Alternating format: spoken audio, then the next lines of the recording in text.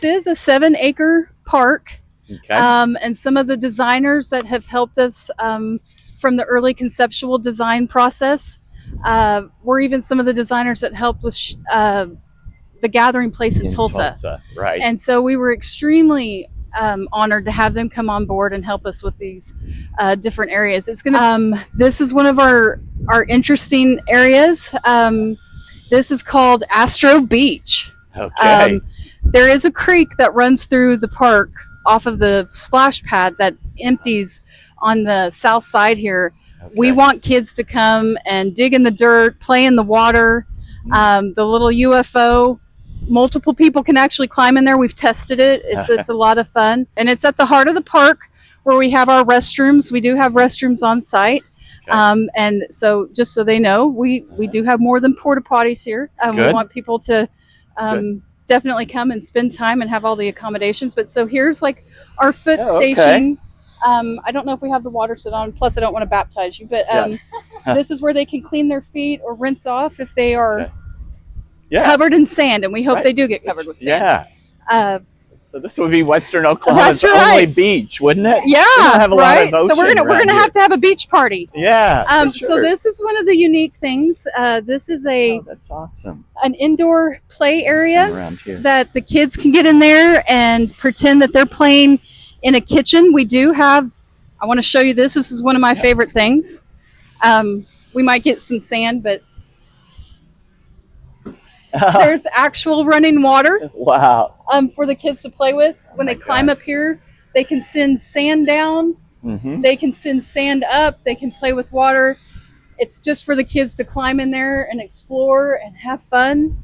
Of course, over here is going to be a platform that they can come and sift through the sand. They can pump the water. You can actually pump the water. Again, I'm not sure if we have everything turned on to do, but there it goes. So there's going to be so many elements for the kids to play with here. I love that. So awesome. Come dressed, ready to have fun. Ready for fun. Yeah, we're going to have fun. In your play clothes, for sure. And so this is going to be for more of our toddlers, our younger visitors. That it is a astroturfed playground. So the moms will love this. It's a softer fall if the kiddos fall, and of course we have their little houses that they can play in. We have the little wooden sheep, the little workbench, and then the slide for them, but have it canopy over it, and then we'll have seating over here so the parents can sit here. But this is our Little Dipper Village for the littles. That's going to help accommodate them. Then over here is what we are calling our Commander Crossing. So 2 of these features here are astronauts. One is actually General Stafford. I see his name. One is there. Alexei Leonov. That's a play to our one of General Stafford's last missions, but they were both commanders. Alexei was the commander of the Soyuz. General Stafford was the commander of Apollo side for Apollo Soyuz. So we have this as Commander Crossing because over here we actually have a drawbridge there that kids can cross over. So we thought if we've got the crossings out here and then we've got the commanders, let's just name it Commander Crossing. So this is a fun area. We do have seating in here. Parents can sit and watch the kids play. We have our wooden rockets that the littles can climb up in and play in. One of the unique designs that we wanted was to really embrace the natural elements. And so you'll see a lot of the wooden structures throughout this park, and that was just to be more mindful environmentally of the footprint that we would leave when it's all said and done. And so you'll see more natural elements than tons of concrete and metal. We wanted to have this be a true green space or nature, really embrace all the natural elements. And so you'll see that throughout the whole park. But this is a really fun space. We have the chimes over there that people can play on. And like I said, we've tried to incorporate canopies wherever we can. We know that Western Oklahoma weather gets hot. And so we have plenty of seating in shaded areas for people to enjoy. We have several of the intercom telephones in different parts where you can talk to each other. Oh, yeah. But we do have misters throughout the whole park, again, to help keep everyone cool during these hot summer days that we have in Western Oklahoma. And amazing how they've made it feel enclosed. Yes. That it's from a relatively flat field out here. It was a bare field, maybe more of a sticker patch, because we did have a lot of stickers too. But it's almost like each pod or each area is its own unique little park within a park. Right. And so we have so many paved walking trails for people to follow, but you can find the area that best suits your taste or what your children might want to climb and explore on. Then it takes us right here. This is what we are calling Rocket Ridge. And so these are those unique slides similar to what you will see at the gathering place that we have installed here. And so you have the slides, we have the little ropes course over here that kids can climb on. We have what, I don't even know the technical name, we call them the bouncing turtles. Or you can that sounds technical to me. Right. But we say that you can reenact the moonwalk on those. Oh, I see. So you can bounce from one to the other and act like you're bouncing on the moon. There is a walking trail that goes all the way down. You can see the whole perimeter of the park. We can either go up that. You got to see that view. Let's go see that view. See that view? I'll tell you, next year for the 4th of July, you get a spectacular view of the fireworks from this park. Oh, yeah. And so I imagine we'll have some visitors enjoying this view. But you can get the entire view of our campus here from up here, and it's really incredible. To go and look and see the airport, the museum, and how wide this park is. It's a pretty incredible sight to see. This is kind of a little grassy knoll that we want kids to be able to roll down. One of the unique things is when we went to a special dedication in Houston for General Stafford, his great-grandkids were there, and there's a little hill that they rolled down, and we thought we need one of those hills in our park. So we installed that. We haven't given it an official name yet. We thought about doing Nebula Knoll, or we don't know. We'll have some fun. So up here, this is what we call our Aerothropter. And what this is, spell that. What that is a play on is the ornithopter that was designed early on with the concepts of flight. This is the one and only one that we are aware of. They made this one specifically for us. The paint on it kind of mimics our F-86, just another nod to General Stafford with the higher and faster and the tail numbers on it. The company that designed this has designed similar plays off of that ornithopter. One of them was for a park that's famous for flying pigs, and theirs is called the Oinkothropter, and theirs is a flying pig. Great. But ours is very specific to being an air and space museum.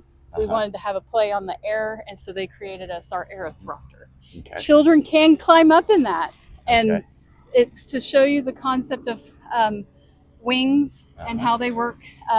Over here, again, this is kind of like what would be a jungle gym / not necessarily monkey bars, but it's another climbing obstacle. And down at the end is the Queen's Swing. I think adults and children alike will have fun on this Queen's Swing. What it is you get 2 of your best friends to come out here with you, and you each jump on here, and it moves each other. And you can really get you can get going. You get crazy, swing each other around. And so we're going to have a lot of fun. And so people don't panic. That is supposed to move with the movement. Everyone's like, that's loose. No, it's designed that way. But this is called the Queen's Swing. And so this will be a lot of fun for people to get out here. We'll hopefully get some good footage of people playing on this too. I think mostly kids, maybe, unless it's large. We do want to stress to everyone how we want this to be a safe and fun environment for people to play in. Right. One of the things that we do want everyone to note is we do want you to come up here, ride your bike up here, ride your e-bike, your scooter, your hoverboard, whatever, but we're leaving those parked at the front. Because of all the different age groups that'll be exploring this space, the motorized or e-bikes, hoverboards, even the rollers, the skateboards. Right. We have a designated park in town for the skateboards. And then, of course, just so everyone knows, it'll just be the motorized scooters for handicap purposes accessibility is what we're going to want to only be in the park, just for the safety of everyone who's going to be enjoying the park. Sure. And so, unfortunately, those e-scooters and bikes aren't going to be allowed to zip around on all this beautiful trail, and we just hope it's not going to be a skateboard park, is what I'm hearing. That's what you're hearing. Okay. And we really hope, that the community can help us keep this as a safe place for everyone to explore and enjoy. For sure.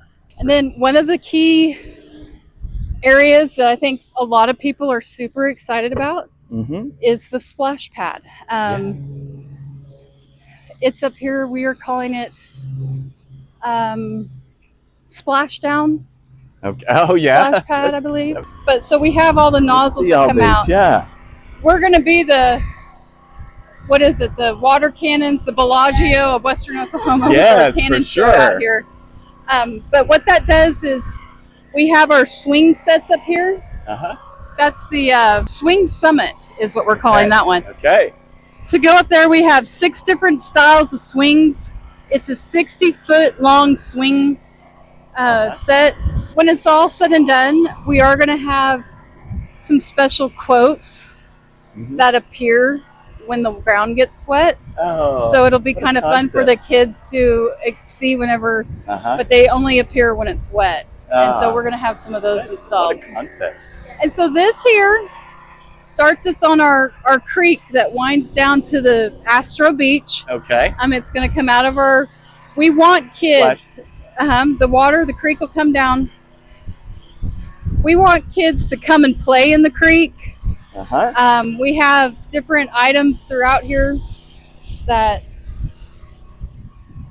it spits out water down the creek. I see. So besides the water that's already going to be coming down when the splash pad's open, there's they can dam it. Yes, they can dam it. Yep. And then there are little features like our mushroom down here that when you tap on the mushroom, water comes out of it.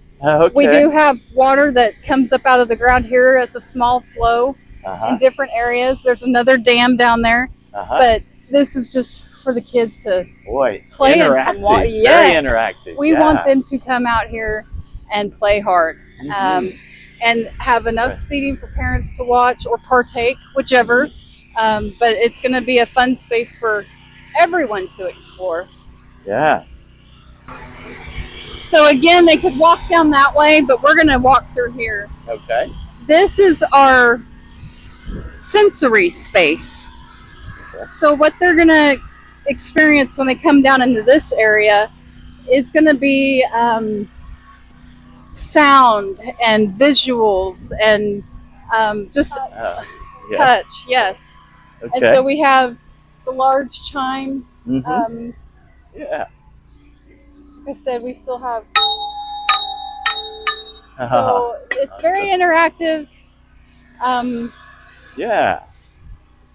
We have a mirror maze. We have more of the. I probably should figure out a song to play. Yeah. Maybe we should do that. And 2 can play at once. Yeah.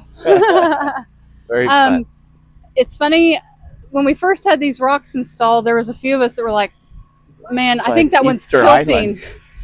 These boulders are meant to move. Oh. So and they're actual stone? Yes. Wow. The weight in one of these is incredible. Yeah. But we don't want people, I literally thought I was losing my mind. I thought the rock was starting to tilt every time I looked out here. And they're like, no, it moves. And I'm like, they do, they're spinning. But it's just, you know, so they can start to figure out what kind of strength and what speed you can get something. Wow. That's incredible. The mirror maze. There's just tons of elements to come out here and play in. And yeah, kids will love this. Yes, we do have the grand lawn. That we want people to come out, bring your blankets, have picnics. Okay. Toss the football around, throw the frisbee, and then who knows? Eventually, we might be having movies on the lawn with a big projector screen, or concerts. When we have live music. That's right. We kind of designed this to go down that direction and have that opportunity.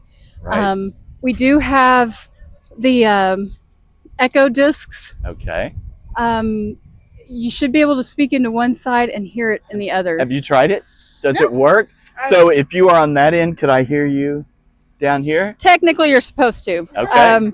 They just laid that sod, so we're not going to walk over there. But that's a piece that we're waiting to get in there, and you can't really have anything obstructing it in between. Sure.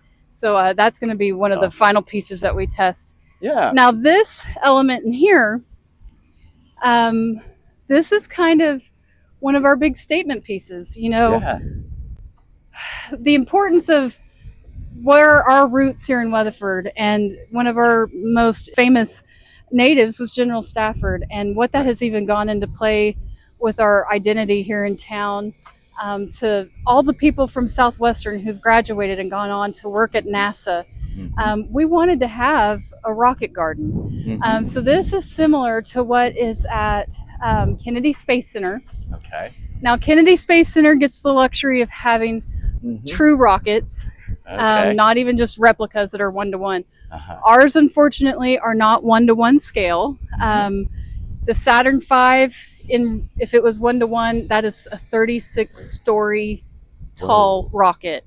And so to have a one-to-one scale rocket in our park would be impossible, because it would affect everyone's approach to our airport. Building in Weatherford. It would be a little bit of a hazard for sure, or an obstacle at least. Right. So ours are 1/10 scale.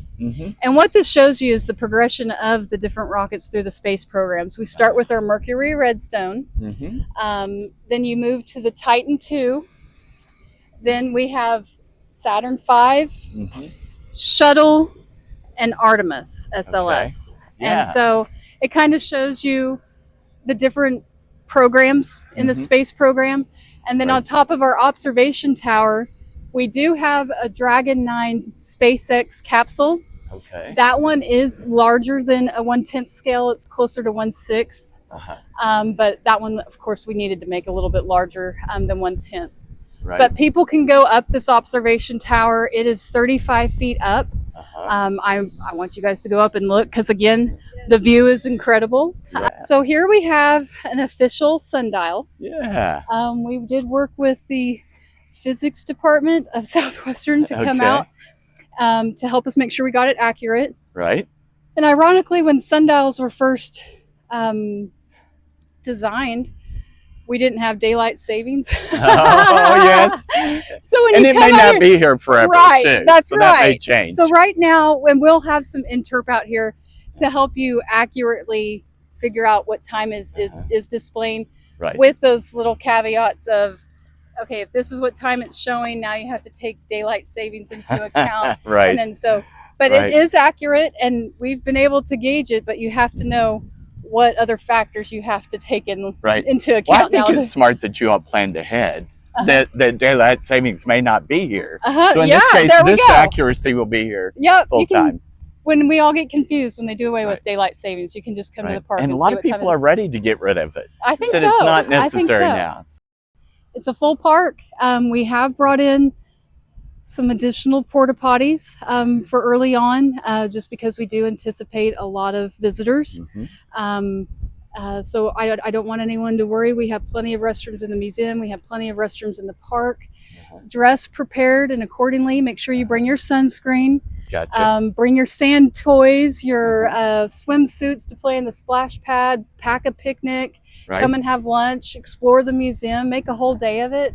But Weatherford is definitely the destination people need to come and explore. This is going to happen. Leave your skateboards at the door. That's right. That's right. That's the only thing we ask is that. And this is my son, Owen. He's one of our volunteers at the museum. It's good to see you. I have a son, Owen. Yeah. And so from a kid's perspective, what do you find most exciting?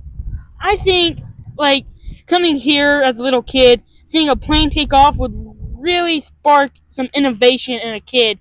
And just coming here and spending the whole day at something that could spark a future for a little kid can mean a lot to Western Oklahoma, because there isn't much in Western Oklahoma compared to Eastern, right? So we really hope the park and the museum together could have a family spend the whole day here and hopefully spark some innovation in Western Oklahoma. You can't tell whose kid this is. I know. I love that, Ellen. That's from a great, personal perspective, what piece message. Are you most excited about to play on? Probably the splash pad. Yeah. For a hot summer. Yeah. That's right. You'll love that. I will just put a little teaser out there. We are going to have some special tokens, maybe hidden in the sand, that if anyone finds them, they can redeem a special prize in the gift shop at the museum. Clever so ideas. We want them to come out. Come prepared to get dirty. Right. We want you to play treasure in the sand. hunt. Yes, treasure hunt with us. I love it. It'll only be in the beach area. Let's not dig up the flower beds. That's we'll have that in the beach area. Leave the plants alone. And I will say, the partnership that it took to pull all this off, it's the City of Weatherford, the Stafford Air Space Museum Foundation, and what a lot of people might not realize is that over 90% of this was privately funded and donated. We have some very generous donors that want this kind of space for the future generations. We know that this is going to touch generations for years to come, long past any of us that have helped see it past the finish line.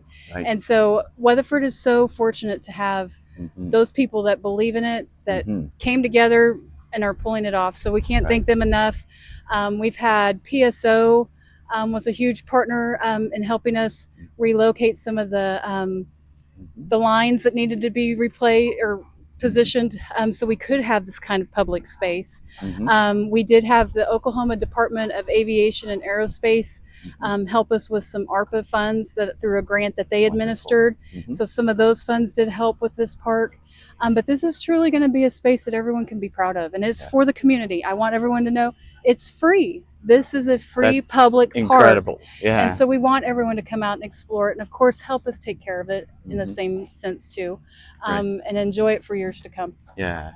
Oh, wonderful. Well, thank you all. I mean, it's incredible, it's impressive, and what a tremendous asset for Weatherford. So thank you to everybody that helped make this possible. This is incredible. Thank you very much. Well, thank you. Thank you. Absolutely. And we'll come and see it on Saturday. Yes, we'll be here. We'll be here.